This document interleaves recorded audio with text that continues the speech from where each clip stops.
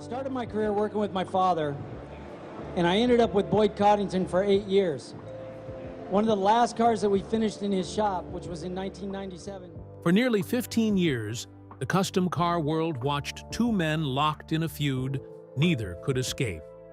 One spoke about it whenever he had the chance. The other stayed almost completely silent. And somehow, that silence only made the story more intriguing. Boyd Coddington built the empire. Chip Foose was the protege he welcomed into it, but when Chip walked away, their relationship collapsed into one of the industry's most infamous rivalries. By the time Boyd died in 2008, the two men had barely spoken in years. Was it simply a business dispute, or did it become something far more personal? Join us as we revisit the bitter fallout and the final words Boyd Coddington left behind about Chip Foose, the student who was born ready. Chip Foose did not stumble into car design. He was born into it. His father, Sam Foose, ran project design in Santa Barbara, California, a custom car shop where Chip was working alongside professionals from the age of 7. The vocabulary of custom car design, proportion, stance, the relationship between bodyline and wheel arch, the way a roofline's angle communicates an entire car's personality, was the first language Chip Foose learned. The skills that would eventually make him one of the most celebrated automotive designers alive were being built before he started school. He attended the Art Center College of Design in Pasadena, dropped out for financial reasons, worked for 4 years at Clenay Coachworks, and then returned to Art Center to complete his degree, graduating in 1990. Ford designer Alex Tremulous, who had been involved in the design of the Tucker automobile, was one of the people who encouraged Foose to pursue formal design education. The lineage running through Foose's education, from his father's Santa Barbara shop to the Art Center, to the influence of someone who had designed one of the most audacious cars in American automotive history, produced a designer who arrived in the custom car world fully formed. After graduating, he worked part-time for Boyd Coddington while employed full-time at Sterenberger Design. In 1993, when Ford's J. Mays offered him a position, Coddington stepped in and convinced Foose to come work for him full-time instead. That decision, Chip choosing Coddington over Ford, was the pivot that set everything else in motion. Working for Boyd, Chip eventually became president of Hot Rods by Boyd. He was not simply a designer on staff, he was running significant portions of the company, while also being responsible for the design language that defined the shop's identity during its most celebrated period. The Boydster and Boydster II, two of the most recognized and discussed Boyd Coddington cars, were designed by Chip during his time at the shop. The cars that cemented Boyd's reputation as America's premier custom car builder were being designed by the man who would eventually become his most significant rival. The creative partnership was genuinely extraordinary while it lasted. Coddington's machining genius and business ambition, combined with Foose's design talent and formal training, produced cars that neither of them could have built alone. The shop was running at the highest level it would ever operate, producing work that set the standard for what custom car building looked like in the 1990s. And then, Boyd's wheels went sideways, and the whole thing started to come apart. The bankruptcy and the departure.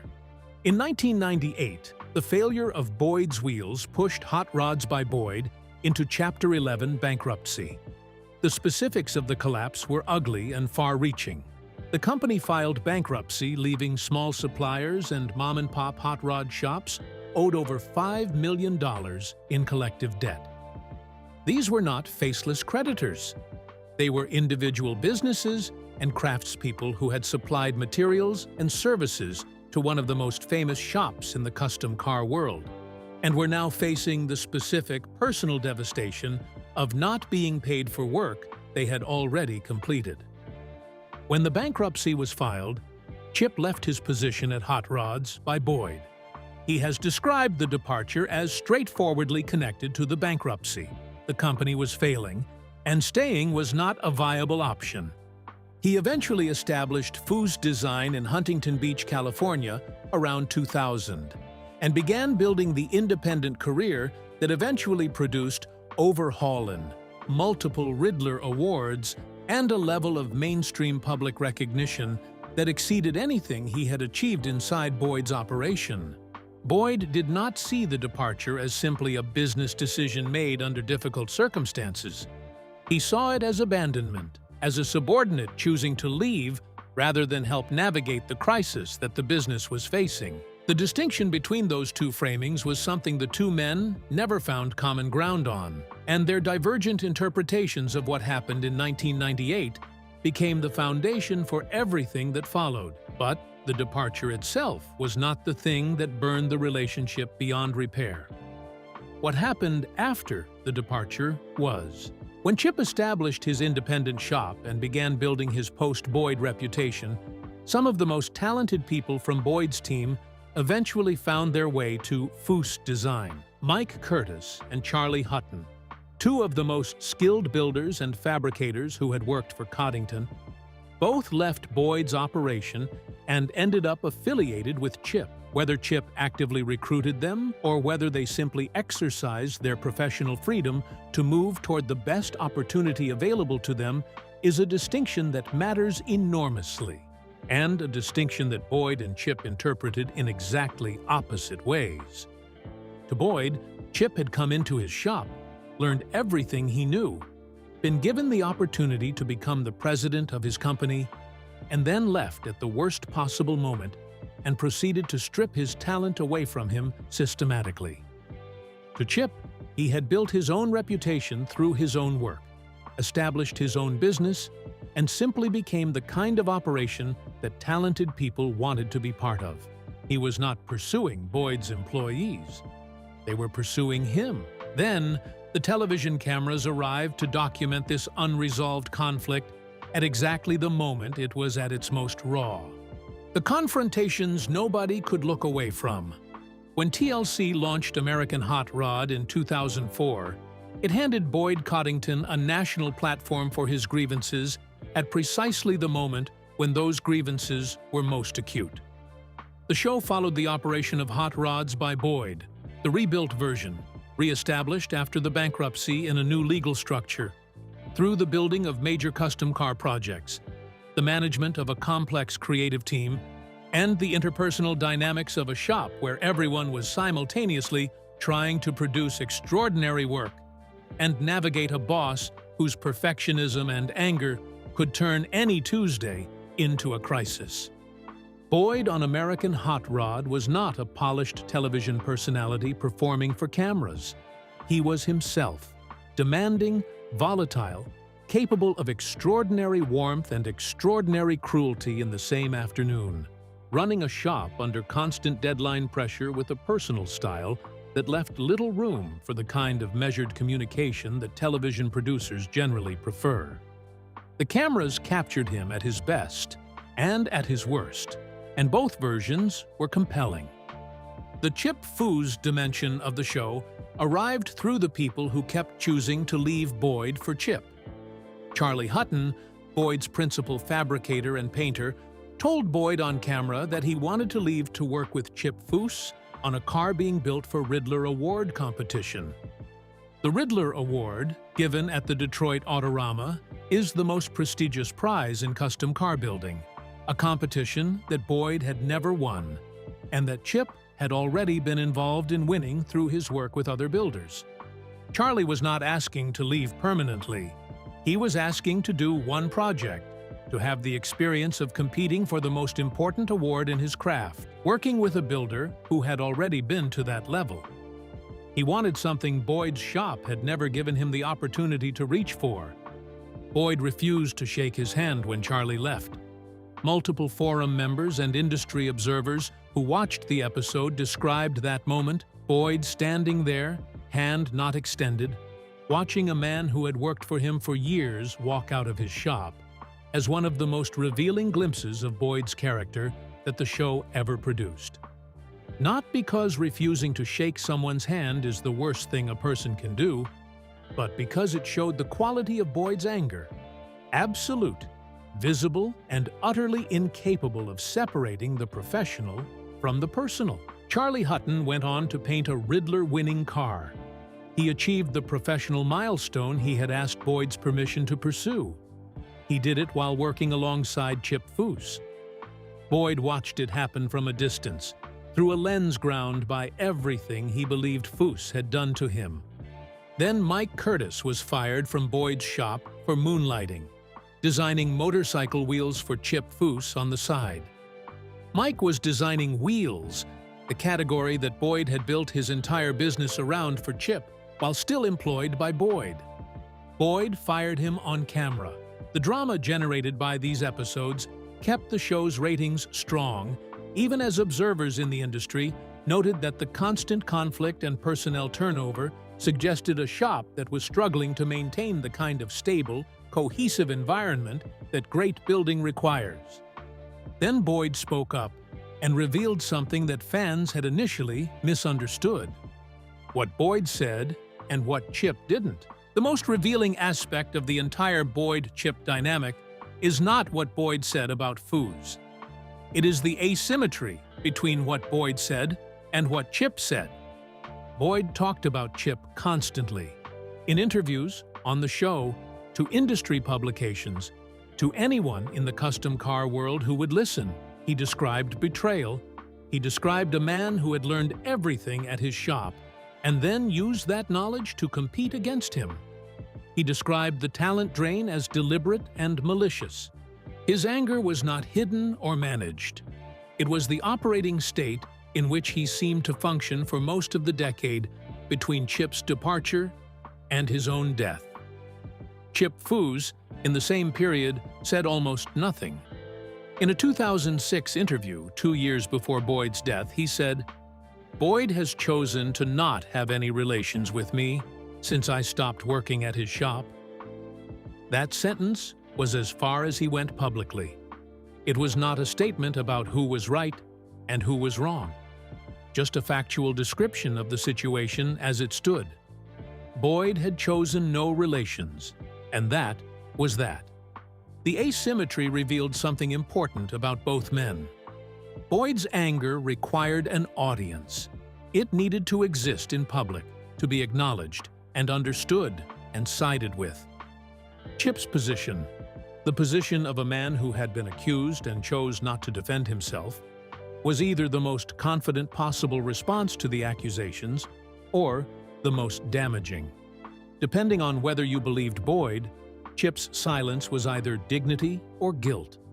People in the industry who knew both men generally landed in one of two camps, and the camps tended to reflect who they had worked with and what they had seen. People who had been inside Boyd's shop during the Chip years often described the dynamic as more complicated than either man's public version suggested, a genuinely talented partnership that had produced exceptional work between two men whose different visions for what the shop should be and how it should be run had been building toward conflict before the bankruptcy accelerated it. People who had watched the departure from Boyd's perspective tended to support Boyd's account that Chip had left at the worst possible moment and had continued to cause damage afterward. People who had watched it from Chip's perspective tended to see a man exercising his professional freedom after a company failed and succeeded afterward because he was extraordinarily talented, not because he had taken anything that wasn't his to take. The truth, as it usually is when two people have irreconcilable accounts of the same events, probably contained elements of both.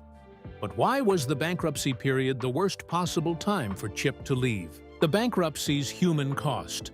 One element of the Boyd-Chip story that the television show covered only obliquely, and that the broader media coverage of the conflict largely left unexamined, was the human cost of the 1997 bankruptcy and the questions it raised about how Boyd Coddington had been running his business. The $5 million in unpaid debt left behind by the Chapter 11 filing was not owed to banks or large institutional creditors. It was owed to small shops, individual craftspeople, suppliers who had worked with Boyd's operation and had not been paid for that work. These were people for whom $5 million in collective unpaid debt was potentially business-ending, people who had extended credit or materials or labor to one of the most famous operations in their industry and had lost that investment when the company filed bankruptcy, rather than honoring its obligations. The way the company was restructured after the bankruptcy added another layer.